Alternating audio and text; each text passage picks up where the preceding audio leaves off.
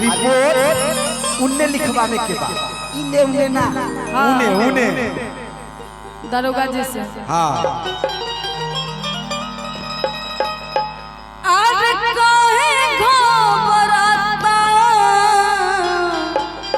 रोहित भाई कोनो कोनो सिंगर के देखिला हाथ से सुर पहुंचा देवेला।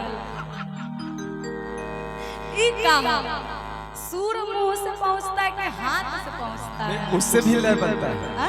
ये वो बात गलत नहीं है। बाकी ये कोनो मूर्ति होता है जो फेंक के भी होता है कि सोच सोच जिया मनो, ये भी बात है।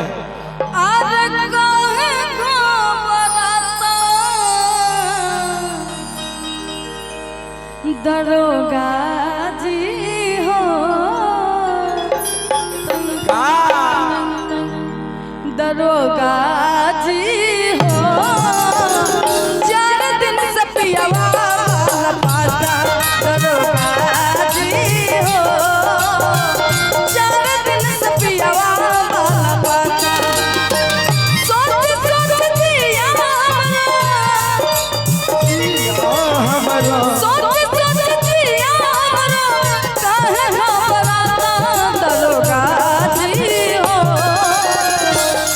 दरोगा जी हो 4 दिन से पियावा पाता। दरोगा जी हो 4 दिन से पियावा पाता।